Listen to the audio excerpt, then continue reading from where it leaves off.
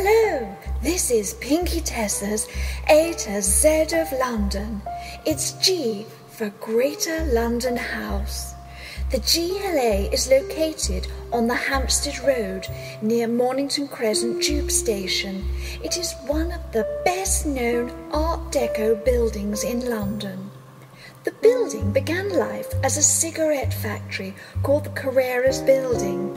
Don Jose Carreras was a Spanish nobleman who moved to London in the 1820s.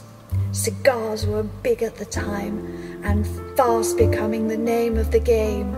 Carreras supplied members of the Victorian Society, including the 3rd Earl of Craven, creating for him a special mix called the Craven Mixture, eventually becoming a popular brand, Craven A. A very ordinary black domestic cat spent hours curled up asleep in the window of Don Jose's Wardour Street shop. It was known as the Black Cat Shop. The House of Carreras logo duly became a black cat, which was registered as a trademark in 1886. The Black Cat cigarette brand was introduced in 1904 and was the first machine-made cig manufactured in Britain. By the 1920s, the Black Cat brand's popularity was at its highest.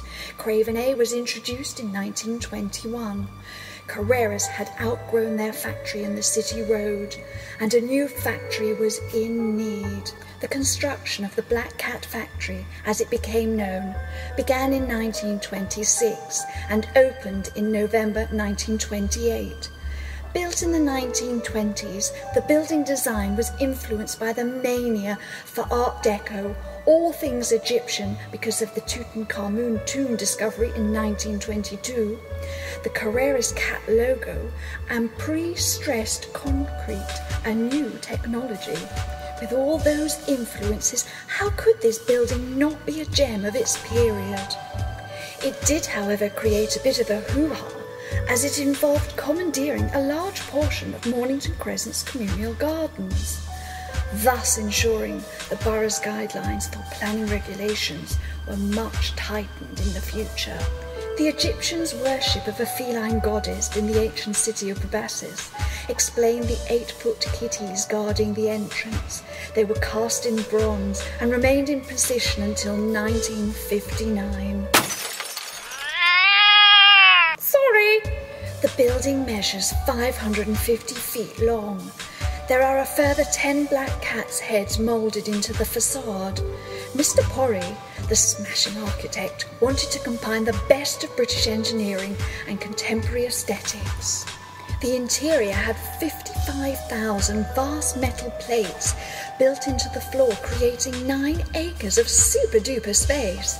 It was believed to be the largest reinforced concrete building of its time and claimed to be the first British building with air conditioning and a dust extraction system. The Carreras employees were unusually provided with on-site welfare and a factory nurse just in case they started coughing or wheezing a lot. Cigarette, anyone? Steady on! Firing on all cylinders, the factory at its height could produce 1,400 Craven A cigarettes a minute, becoming one of the most popular fags in the 1930s. The building survived the Second World War, but not declining profits, forcing Carreras to sell the building in 1959. 4 years later, in 1963, Camden Council took over the property for office space. The council, in their wisdom, renamed it Greater London House, duly stripping it of its grandeur. The Art Deco style was superseded with a council austere rubbish look. The giant cats flanking the entrance were removed and stored at other Carreras buildings. One was shipped overseas, Jamaica. No, she went of her own accord. The other moved to Basildon and became an Essex cat. Sorry. In 1998, it was sold for 42 million, with another 6 million spent restoring it to its former glory, and Art Deco famed good looks. It took a year, during which time the 10 cat plaque faces were manufactured and reinstalled along with a new Carrera's sign. The facade and columns were decorated in various colours of the deco style, red, blue, green and white. The 8-foot cats were found living on iams and jumping through the undergrowth, enjoying themselves. They were put back in place to guard this now award-winning restoration, plus a Civic Trust Award in 2000. It was sold on for a mammoth £145 million. Wowee whiskers! Sorry! After years of council municipalisation of the worst kind, the building is home to a myriad of businesses, some well-known, some not.